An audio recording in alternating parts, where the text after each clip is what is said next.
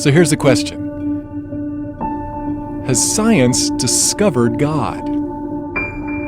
Well, Einstein didn't believe it was possible, but Stephen Hawking said it might be the greatest scientific discovery of all time. So, what discovery has baffled the greatest scientific minds of the past century, and why has it caused them to rethink the origin of our universe? Well, new and more powerful telescopes have unlocked mysteries about our universe never before revealed, giving us amazing new scientific insight into the origin of life.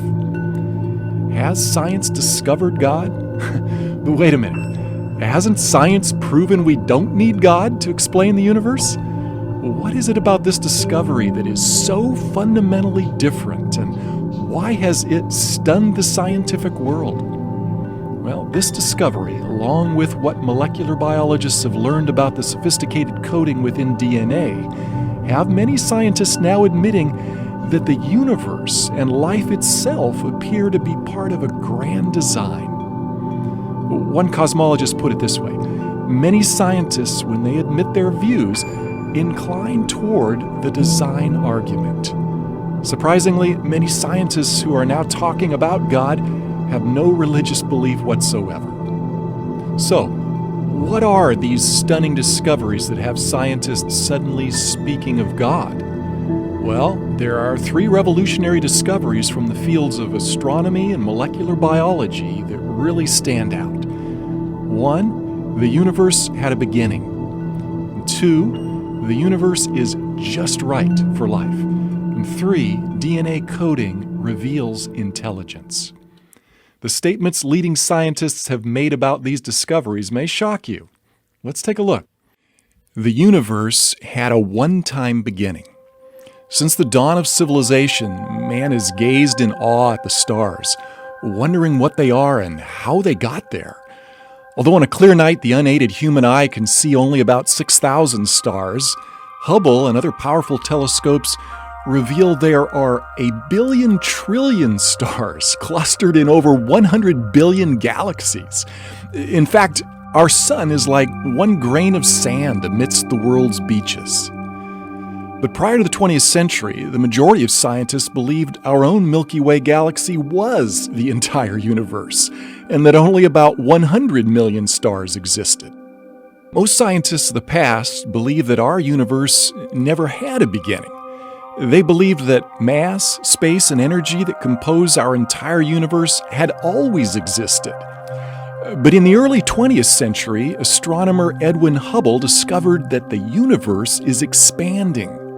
Rewinding the process mathematically, he calculated that everything in the universe, including matter, energy, space, and even time itself, actually had a beginning. Well, shockwaves hit the scientific community. Many scientists, including Einstein, reacted negatively. In what Einstein later called the biggest blunder of my life, he fudged the equations to avoid the implication that the universe had a beginning. Well, perhaps the most vocal adversary of the idea that the universe had a beginning was British astronomer Sir Frederick Hoyle, who sarcastically nicknamed the creation event a Big Bang. He stubbornly held to his steady-state theory that the universe had always existed. Well, so did Einstein and other scientists until the evidence for a beginning became overwhelming. The logical conclusion was like the proverbial elephant in the room, namely that something or someone beyond scientific investigation must have started it all. Then finally, in 1992, the COBE satellite experiments proved that the universe really did have a one-time beginning in an incredible flash of light and energy. Although some scientists called it the moment of creation, most preferred referring to it as the Big Bang. Astronomer Robert Jastrow tries to help us imagine how it all began. The picture suggests the explosion of a cosmic hydrogen bomb. The instant in which the cosmic bomb exploded marked the birth of the universe. So the conclusion is, everything in the universe came from nothing. Science is unable to tell us what or who caused the universe to begin, but some believe it clearly points to a creator. British theorist Edward Milne wrote a mathematical treatise on relativity which concluded by saying, "As to the first cause of the universe, in the context of expansion, that is left to the reader to insert, but our picture is incomplete without him." Another British scientist, Edmund Whittaker, attributed the beginning of our universe to divine will constituting nature from nothingness. Many scientists were struck by the parallel of a one-time creation event from nothing with the biblical creation account in Genesis 1:1. Prior to this discovery, many scientists regard the biblical account of creation from nothing as unscientific. Although he called himself an agnostic, Robert Jastrow was compelled by the evidence to admit, "Now we see how the astronomical evidence leads to a biblical view of the origin of the world."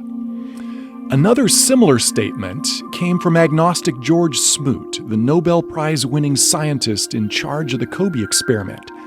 He put it like this: "There is no doubt that a parallel exists between the Big Bang as an event and the Christian notion of creation from nothing." Scientists who used to scoff at the Bible's account of creation are now admitting that the biblical concept of creation from nothing has been right all along. Cosmologists who specialize in the study of the universe and its origins soon realized that a chance cosmic explosion could never bring about life any more than a nuclear bomb would, unless it was precisely engineered to do so. And that meant a designer must have planned it. They began using words like super intellect, creator, and even supreme being to describe this designer. Why is this? Because the universe is finely tuned for life. Physicists calculated that for life to exist, gravity and the other laws of physics that govern our universe needed to be intricately tuned just right, or our universe couldn't exist. For instance, did you know that if the expansion rate of the universe had been slightly weaker, gravity would have pulled all matter back into a big crunch? We're not talking about merely a 1 or 2% reduction in the universe's expansion rate. Stephen Hawking writes, "If the rate of expansion 1 second after the Big Bang had been smaller by even 1 part in 100,000 million, the universe would have recollapsed before it ever reached its present size."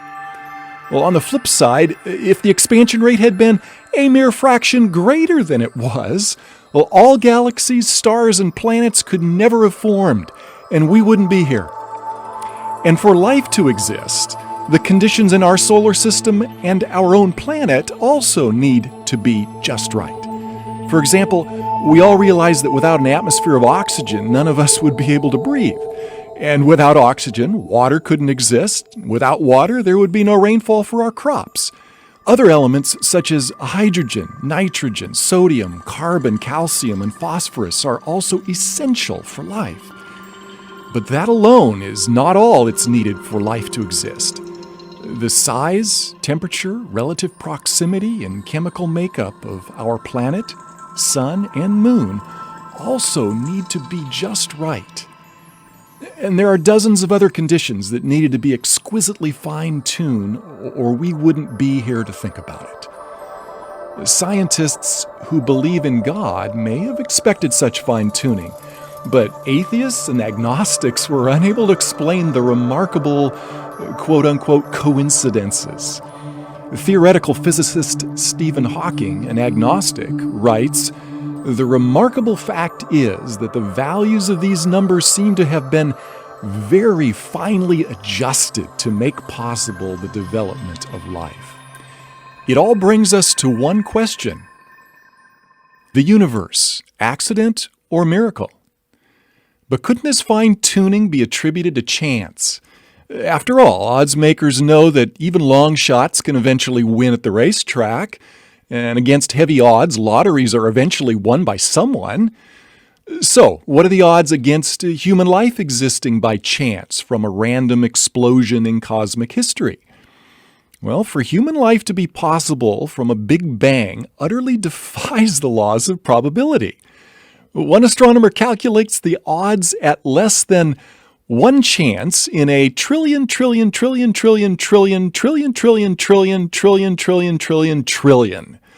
In other words, it would be far easier for a blindfolded person in one try to discover one specially marked grain of sand out of all the beaches of the world. Look at it this way. The odds of one random Big Bang producing life as we know it would be like one person winning over 1,000 consecutive mega million-dollar lotteries after purchasing only a single ticket for each. Not very likely?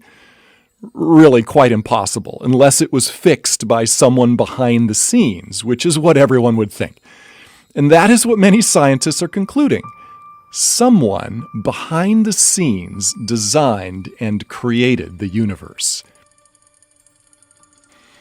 Well, this new understanding of how miraculous human life is in our universe led the agnostic astronomer George Greenstein to ask, is it possible that suddenly, without intending to, we've stumbled upon the scientific proof of the existence of a supreme being? However, as an agnostic, Greenstein maintains his faith in science rather than a creator to ultimately explain our origins. Robert Jastrow explains why some scientists are reluctant to accept a transcendent creator. He says, there is a kind of religion in science. It is the religion of a person who believes there is order and harmony in the universe. This religious faith of the scientists is violated by the discovery that the world had a beginning under conditions in which the known laws of physics are not valid, and as a product of forces or circumstances we cannot discover. When that happens, the scientist has lost control. If he really examined the implications, he would be traumatized. Well, it's understandable why scientists like Greenstein and Hawking seek other explanations rather than attribute our finely tuned universe to a creator. Hawking speculates that other unseen and unprovable universes may exist, increasing the odds that one of them, like ours, is perfectly fine-tuned for life. However, since his proposal is speculative and outside of verification, it can hardly be called scientific. Although he's also an agnostic, British astrophysicist Paul Davies dismisses Hawking's idea as too speculative. He writes, such a belief must rest on faith rather than observation. Although Hawking continues leading the charge to explore purely scientific explanations for our origins, other scientists, including many agnostics, have acknowledged what appears to be overwhelming evidence for a creator. Astronomer Frederick Hoyle wrote, a common sense interpretation of the facts suggests that a super intellect has monkeyed with physics as well as chemistry and biology, and that there are no blind forces worth speaking about in nature. Although Einstein wasn't religious and didn't believe in a personal God, he called the genius behind the universe an intelligence of such superiority that compared with it, all the systematic thinking and acting of human beings is an utterly insignificant reflection. Atheist Christopher Hitchens, who spent much of his life writing and debating against the existence of God, was most perplexed by the fact that life couldn't exist if things were different by just 1 degree or 1 hair.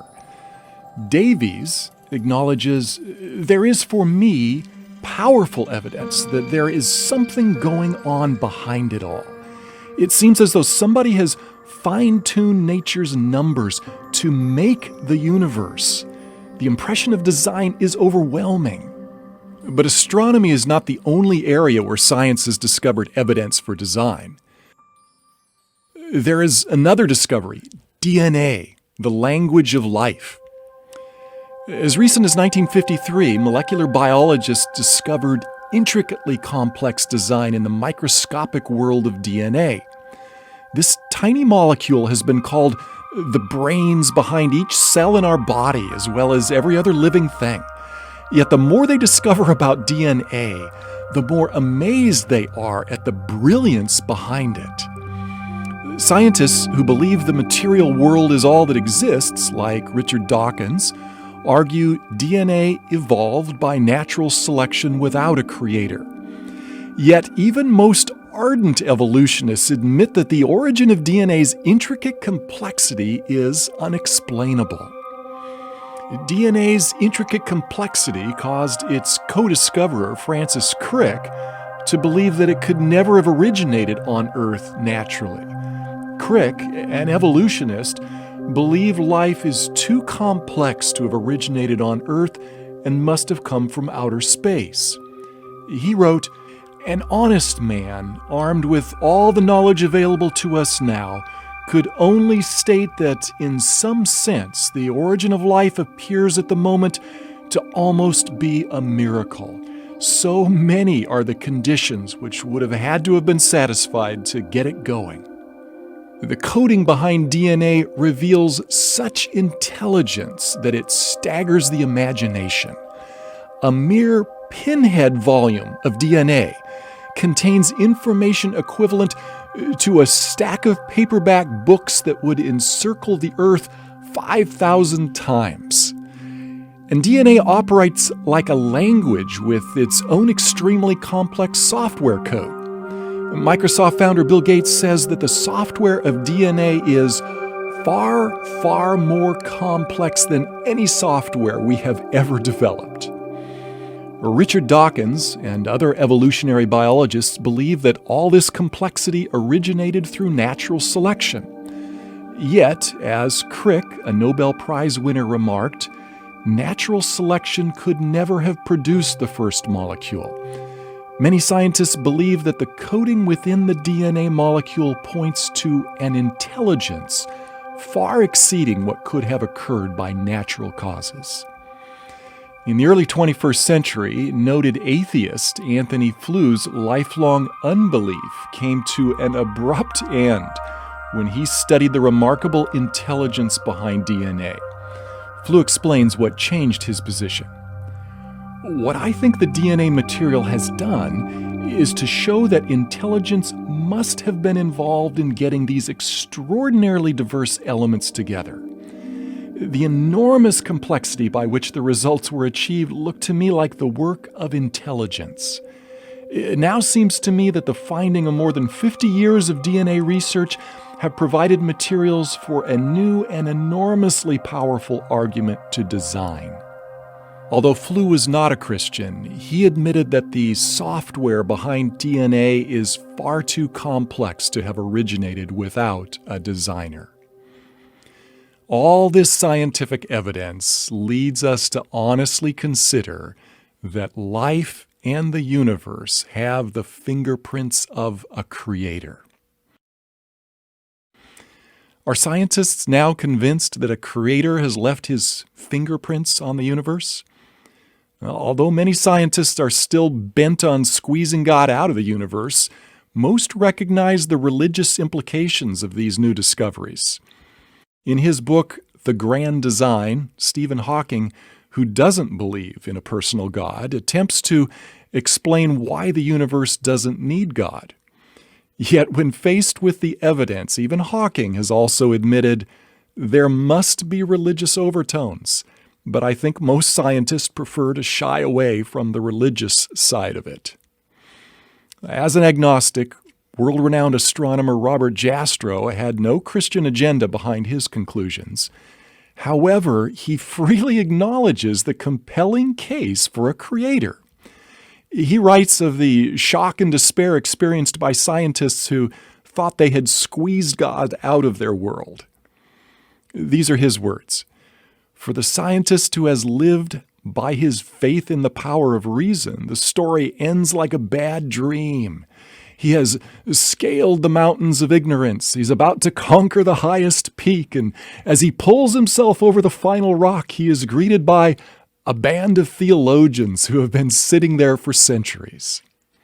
So, what if, after all, there is a creator?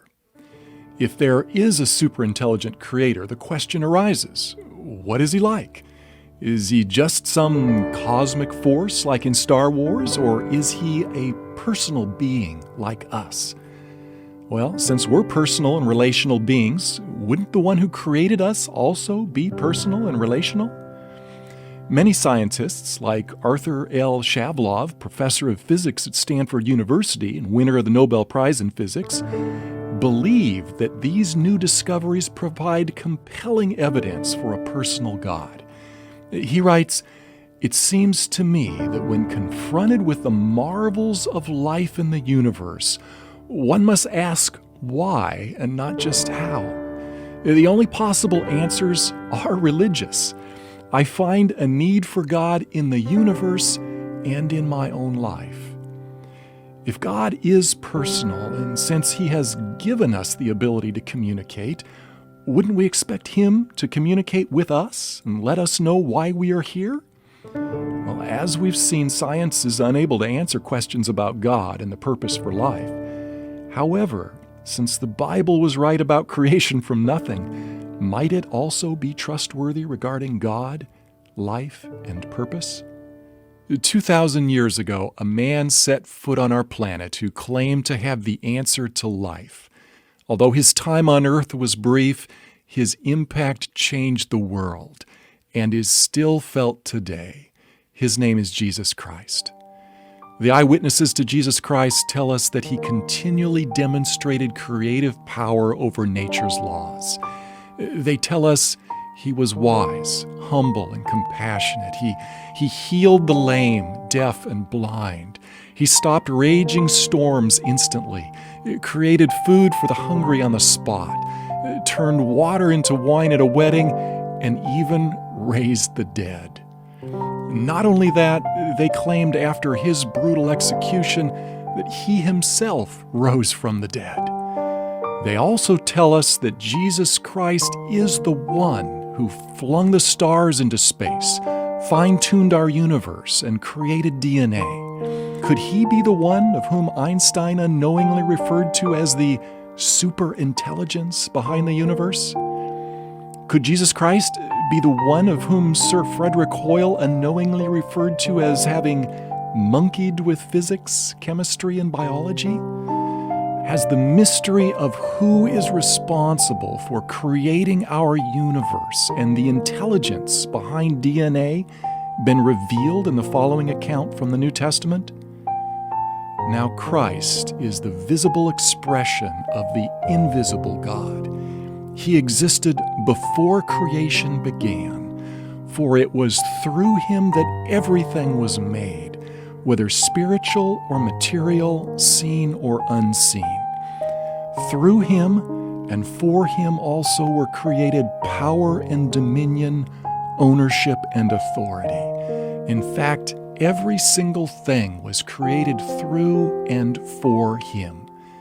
Life from nothing began through Him, and life from the dead began through Him.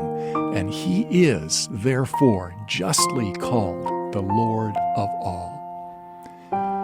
Jesus spoke with authority about God's love for us and the reason He created us. He said He has a plan for our lives, and that plan centers on a relationship with Him. But for that relationship to be possible, Jesus had to die on the cross for our sins, and it was necessary for Him to rise from the dead so that we too could have life after death.